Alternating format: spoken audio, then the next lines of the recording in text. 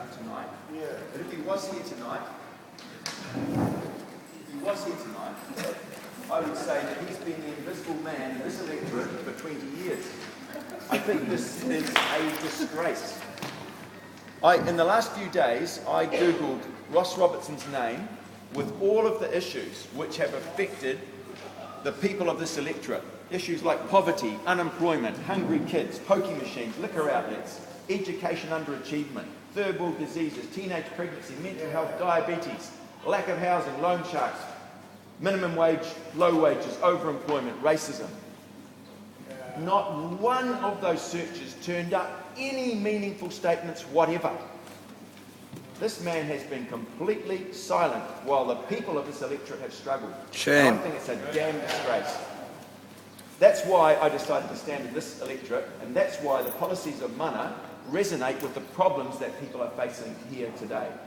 We know what these issues are. We've got awful issues that have developed, especially over the last generation, since Labour brought in the reforms in 1984. And since 1984, we have had 27 years of government, 15 years of Labour, 12 years of National.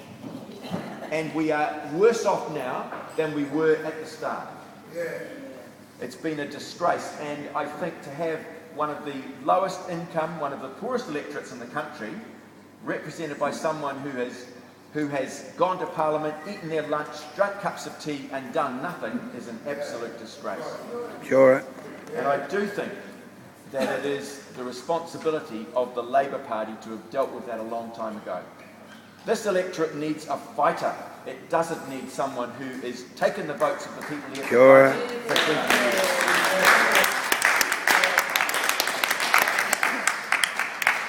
Well, we're in this terrible position, but Mana is taking sides. We're taking sides in this fight. Felicity said we're going backwards. We are still going backwards. From the new right are still on the ascendancy. We are still facing asset sales. We are still facing privatisation. We are still facing vicious attacks on workers that come again and again. And we have to fight back. Mana is taking the side of the people. We're taking the side of the poor. We're taking the side of people on low incomes. We're taking the side of workers. We're taking the side of beneficiaries. We're taking the sides with the homeless, and we're taking sides with the hungry. That's the side we're on. Here's the other side. This is the other side. This is the 1% that the entire country is run for. These people are 150 New Zealanders in here. John Key's in here, 150 New Zealanders. And among those 150 New Zealanders, these are the wealthiest in New Zealand.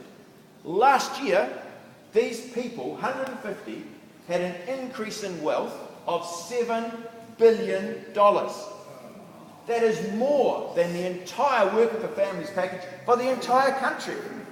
This is what we're up against. We're up against policies that have been run by National and Labour all the way through the last generation that have created this appalling situation.